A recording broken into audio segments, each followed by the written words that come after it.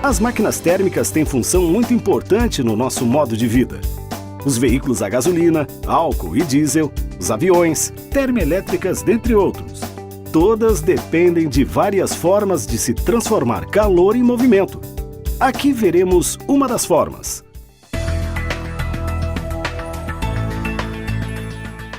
Oi gente, eu sou o professor Schumacher e na videoaula de hoje, está no contexto de máquinas térmicas, a gente vai falar sobre o motor de Stirling. E a gente vai construir conceitualmente esse motor de Stirling passo a passo. Então a gente vai começar discutindo um pouco sobre o sistema cilindro-pistão e depois a gente vai sofisticando o sistema conceitualmente até a gente chegar no funcionamento do motor de Stirling. E aí a gente vai demonstrar aqui com vídeos até duas formas diferentes, de se construir esse motor. Da lei dos gases ideais, sabemos que quando aquecemos um gás em um recipiente, a pressão interna aumenta, tendendo a empurrar as paredes do recipiente para fora. Podemos usar isso em um sistema cilindro-pistão, promovendo aquecimento e resfriamento do sistema e provocando o movimento vai e vem de um pistão. Mas esse processo é ineficiente, pois aquece-se e resfria-se não só o gás, mas também o cilindro. Para a gente melhorar a eficiência, seria importante ter uma maneira de apenas aquecer e resfriar o gás. E a gente pode fazer isso está ilustrado nessa forma, A gente pode separar um cilindro de deslocamento e um cilindro de força. A gente pode ter um sistema em que o gás está confinado, nessa combinação de cilindros aqui, e a gente tem um êmbolo que pode deslocar o gás de uma região quente para uma região fria. E na primeira situação que está mostrando no vídeo, o gás está na região quente.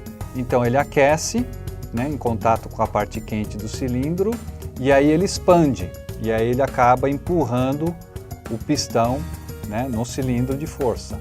Depois da expansão, o êmbolo muda de lugar e coloca o gás na região fria do cilindro de deslocamento. E nessa região fria, ele contrai, o pistão acaba voltando para a posição inicial. Então, com o movimento do êmbolo deslocando o gás da parte quente para a parte fria, a gente acaba obtendo um movimento vai e vem do pistão. Veja uma forma de realizar essa ideia na prática. O tubo é o cilindro de deslocamento. As bolinhas fazem o papel do êmbolo. A seringa faz o papel do cilindro de força.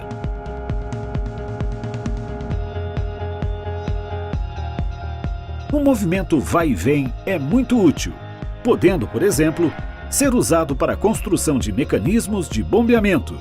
As primeiras máquinas a vapor bombeavam a água de minas de carvão. Existe uma forma muito simples de se transformar um movimento vai e vem em um movimento circular e unidirecional. A gente pode transformar o movimento vai e vem do pistão em um movimento circular, associando isso a uma roda. Então o movimento vai e vem acaba se transformando num movimento circular em uma única direção. Note que o problema é simétrico, ele poderia tanto ir no sentido anti-horário como no sentido horário. Isso significa que nos pontos de mínima e máxima elongação, esse movimento poderia se reverter.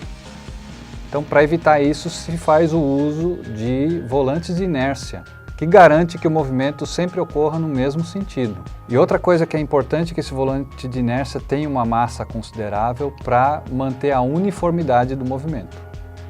Bom, gente, então a gente tem aqui um modelo de um motor de Stirling e a gente pode notar que ele tem todas as partes que a gente discutiu, Então tem aqui o cilindro de deslocamento, onde vai ter uma parte quente, uma parte fria, o cilindro de força, que vai ser responsável pela movimentação, Vem e vai. Aqui a gente tem o volante de inércia, tá bom?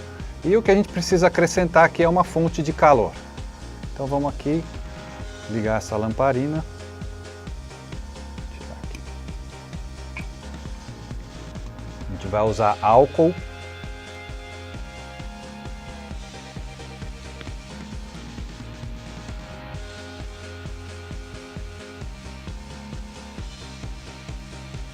Uma das vantagens do motor de Stirling é que a gente pode usar vários tipos de combustível diferente. Eu poderia aqui usar gasolina, poderia usar outras coisas, até energia solar.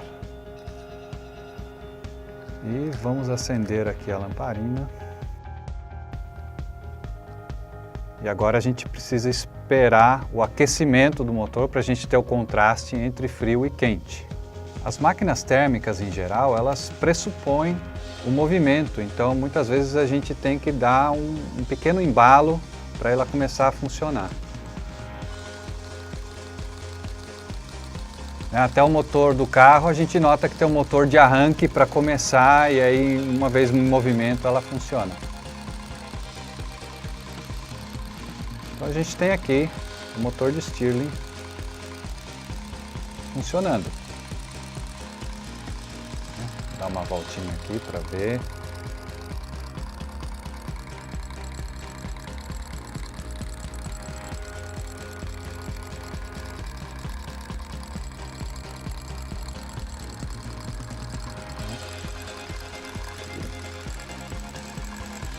Dá uma volta.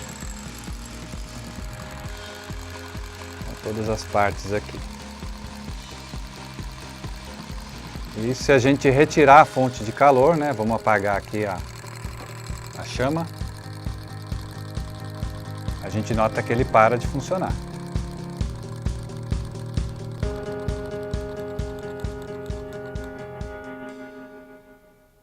Bom, gente, a gente acabou de ver aqui o funcionamento de um motor de Stirling, né? E ele ilustra o funcionamento essencial de toda a máquina térmica. A gente vê que ele tem todas as partes essenciais de uma máquina térmica.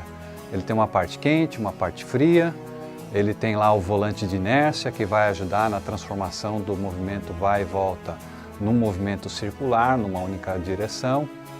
E ele ilustra um funcionamento de um ciclo térmico. Aí existem as outras tecnologias, as outras formas de se fazer isso, né? Não necessariamente precisa estar fixado numa forma de se fazer. A gente pode ter a explosão, por exemplo, do combustível dentro do sistema cilindro-pistão. Isso é um outro ciclo, que é o chamado ciclo de Otto, que a gente observa nos automóveis.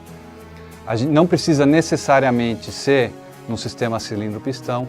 Pode ser no formato de uma turbina, como a gente observa nas turbinas dos aviões, ou pode se aproveitar também a grande variação volumétrica de transformação de fase do líquido para o gasoso, né, do líquido para o vapor, como a gente observa nas máquinas a vapor, que movimentam aí as termoelétricas ao redor do mundo e é responsável por 80% da energia elétrica ao redor do mundo.